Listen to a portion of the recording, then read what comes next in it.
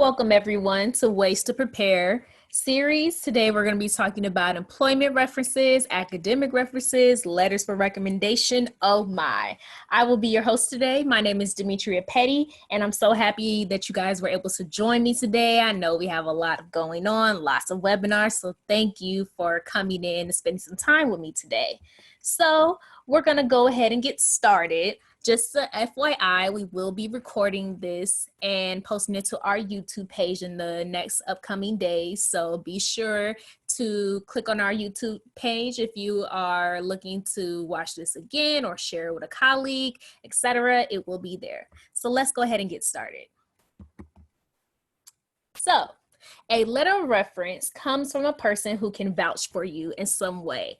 So these are going to be people who can communicate your experiences, your skill sets, and your other traits that will make you a great employee to an employer. So asking for a reference requires that you seek out people in your network. So this could be people that you are working with on a day-to-day basis, your fellow colleagues, faculty members, staff members that you are building rapport with in relationships, or these could be people that you have connections with on your LinkedIn profile as well, if you're virtually communicating and building rapport with them as well. And you want to make sure that when you're asking for these references, you don't just give people's information without asking prior. You always want to ask permission, and you want to ask what is their preferred method of being contacted by an employer, internship, scholarship, organization that you're applying for. You want to make sure, do they prefer email versus a phone call? Are there specific times where they're more likely to respond? Things of that nature. So we're going to watch this short video. This is going to be Lauren Berger. She's called the Internship Queen on YouTube.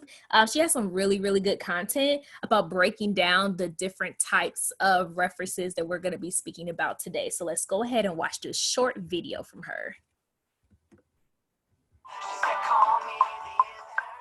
Welcome back to the Intern Queen YouTube channel, and in true Intern Queen fashion, we're going to talk about letters of recommendation today. I don't think we've done a video on that yet, so it's really important that you guys always arm yourself with letters of recommendation, because you never know when someone's going to say, hey, I need a letter. I need a letter of reference. I need a letter of recommendation about you in order to hire you. So you want to make sure that you always have them on hand, just in case an internship coordinator or an employer asks you. So my advice is to have 3 letters of recommendation available at all times. So you want to have an academic letter, so something from a professor that's been written within the past year or two. You want to have a letter, you want to have a character reference, so something that's written by maybe a family friend, someone who you've known for a long time, not your mom or your dad, but again, I think a family friend that works in a prestigious field, maybe they're a doctor, maybe they're a lawyer, maybe they're in marketing, maybe they work at the tourism bureau, whatever it might be. Get that character reference, someone that can speak to your integrity, your character, your loyalty, your work ethic. And then of course you want that professional letter of recommendation from a former boss, a former internship coordinator, someone that's worked with you on a really professional level. If you guys play any sports, I think coaches of sports teams are great people to write you letters of recommendation. If you're a part of any clubs on campus, a PR club, a marketing club, an ad club, a debate club, the chapter advisors, those are great people that can write you letters of recommendation. And I think it's important that all of your letters of recommendation have been written within the past 2 years. That way it's always something relatively current. Just in terms of good practice, whenever you finish a school semester, ask one professor whose class you did well in, where you had, a good repertoire with the professor. Ask that professor to write you a letter of recommendation, and that way you always have something current that's on hand. So again, 3 letters of recommendation: an academic letter, a character reference, and a professional letter. So I think that's really important to keep in mind. Now, when you leave a job or an internship, how do you get that letter of recommendation? Because it's always on your mind, but you never know how to ask for it. 2 weeks before the end of your internship, and you should all be able to pick out that date right now, okay? 2 weeks before the end of your internship, that is when you go to your immediate supervisor and you say, I know the internship is ending in 2 weeks. I know you're really busy. Executives love it when you address how busy they are, right? They have a lot going on. I know you're really busy. My internship ends in 2 weeks, and I would love to get a letter of recommendation from you. Would that be okay? They're gonna say yes, you guys, or they're gonna say, you know what, let me follow up, da da da. Whatever it might be, just tell them that you're ready to do anything you can to help. And then I would say to follow up about 1 week later. So now you're at 1 week until the end of your internship. You're gonna follow up and say, I just wanted to ask about that letter of recommendation. I'd really love to get it before the end of the internship, okay? So you're gonna ask 2 weeks before the end of that internship for those letters of recommendation.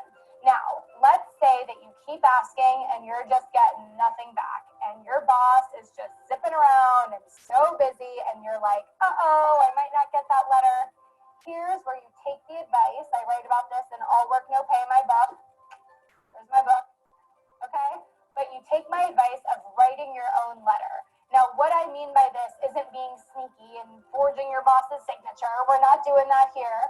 But what I think you can do is you can say, I know you're really busy. Do you want me to put together a template? Then you could look over it, make any changes that you want, and just sign off on it. Would that be okay? And most likely, if you have a really busy boss, they're actually going to really appreciate that you're offering to do this. So in this template letter, it just needs to be, I would say, 2 to 3 paragraphs max. I think 2 paragraphs is just fine.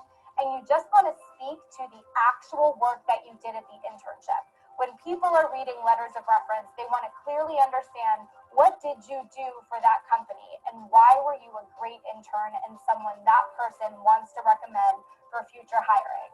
So in your template letter of recommendation, you're going to talk about the tasks that you did as an intern, and I would be specific. I would name off a few specific tasks that you were responsible for.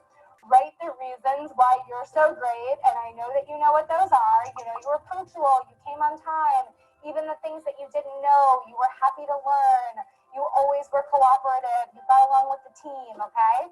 Put these things in that letter and give it to your boss or your supervisor. And more than likely, they'll print it out on company letterhead, maybe they'll make a few changes, correct some spelling, and they're gonna sign off on that.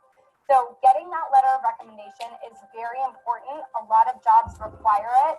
And again, sometimes you don't know which employers are going to ask for a letter of recommendation. And if an employer calls you and says, hey, I have your job application in front of me. I need a letter of recommendation and I need it tomorrow. You don't want to freak out, right? You want to already have those letters on hand because you are a prepared job candidate because you watch the Intern Queen on YouTube. All right. Now, go get those letters of recommendation, and good luck wrapping up that internship. Great video, really good content. So now we're going to go into more detail about each of those things. So we're going to start off with the employment reference or the professional reference, as Lauren said. So when you're seeking some of these references, you want to think about past employers that you've built a rapport with. So not just someone that you've worked for, but you had very little interaction, but your supervisors, your managers, people that on a day-to-day see the work that you put in and can vouch for that work that you've done in the past. So make sure when you are asking them, you always want to make sure that you're asking them in a timely fashion. If you need it done, you know, you're applying for a scholarship or something and you know, or an internship position and the deadline is the end of the month. You want to go ahead and begin working early. So you want to try to ask for that reference as early as possible so that you can also get that in, get that turned in, checked over, grammar, everything's good to go, but also to just make sure that you're giving them enough time to complete it. You may have to come back and say like, hey, just a reminder, this is when the deadline is, but that's better than not having it at all. And if you can get these, like Lauren said, prior to needing it, then you can go ahead and turn it in quickly. But if this is something that you've never done before and you're interested in a specific position, then just think about asking an employer as early as possible to return that to you. You always want to provide them with a job description of what you're applying for, whether that's an internship or a full-time position, temp position. And you want to make sure that they know what is expected of you in that role so that they can speak specific to what you did in your world with them and how you will be able to utilize that or take that experience and place it into this new position that you're seeking. And you always want to make sure that you're asking the following questions. So they're gonna want to know the relationship to the candidate. They want to know what you did for that past company. What value did you bring? They want to know why you left that position. Was it because you found another opportunity? Was it because the internship ended? They want to know your strengths, but they also want to know your weaknesses. And they want to know what your salary was at that point, simply just to see if you are okay with a certain level of pay. If it's an internship and it was free, perhaps, then you know that's not a big enough issue. But they just want to know a couple things about the company, about what you did, and would they, probably the biggest and the question that they're looking for the feedback on the most will be, would you hire or work with this person again? So be mindful of the people that you're asking. If you know that you did a great job working with this employer, then you want to make sure that they are writing these references for you. If you just had an okay experience, you aren't quite sure how they felt about you, you have to consider that as well. Because if they are going to be asking, would they hire you or work with you again, you have to consider, is this something that you can truthfully answer about yourself and about your behavior while you were at that employer? So remember those things when you're asking people for these references. Next, we are going to go, to the academic reference. So for the academic references, these are going to be similar to the professional or the employer one, because you are asking someone who has seen you in a certain environment, how you respond, how well you do at certain things, what type of student you are, basically, instead of what type of employer. So for this, you want to make sure when you're asking people that you're not bum rushing faculty. You don't want to ask them in the hall or in between classes or even via email. You want it to be personable. You want that interaction to be something that they walk away thinking about, I really would want to do this. You want this to be something that seems very important to you and not something that's just passive that you just kind of need done and it doesn't matter who does it. So make sure that you are asking people face to face or in the methods that we have with the technology that we have as face to face as possible in these days and times. So you want to also be prepared if they do decline. Similar to the employer reference, would they want to work with you or hire you again? You have to realize when you're asking for an academic reference, what if they say no? What if they don't have enough time? They have a big workload. They don't have time to write you that letter.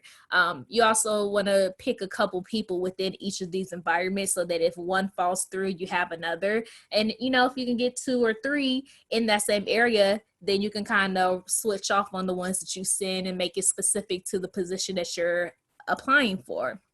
But you always have to be prepared and be mindful that everyone may not want to or have the time to do it. So it's always best to have an arsenal or a list of people from diverse backgrounds to pull from when something falls through. Next, we're going to talk about a character reference or a personal reference, as some people may call it. And this can come again from a faculty member, or this can come from others in your community. So these could be people from school, these could be people from work, or they could be from outside of those areas. So this could be if you are volunteering for an organization or a club, the leader of that organization or someone who will supervise you or see what type of work you've done. This could be any of the memberships that you may have. Again, if you're in a club, a fraternity, some type of group that has a lot of leadership experience that you do put a lot of hours and time into. So people who are in charge of maintaining that, they could be a good reference. These could even be neighbors or family friends, people who've seen you grow and develop into the person that you want to be, who can say, you know, this is the person that I met, this is how I know them, and moving forward, this is why I will want them to be on my team. So that will be your character reference. Or it could even be people that you worked with in the past. Maybe it is a company, maybe a peer, a coworker who you worked with in one capacity or another that you no longer work with, but they can also vouch for you and say that you are an ideal candidate for this position. Well, that's going to bring us to the end of our webinar. So if you have any questions, feel free to enter them into the chat box right now. I hope that you guys learned a little bit about references, the different styles. And if you have any questions and you want to go into more detail, feel free to email us at careercenter.indianatech.edu, or you can schedule an appointment in our Career Center virtual front desk. We're there Monday through Friday, 10 to 3 Eastern Standard Time, ready to make appointments. We can do walk-ins, anything of that nature. And I really appreciate you guys for stopping in today. And thank you, and reach out to us whenever you need us. Have a great day.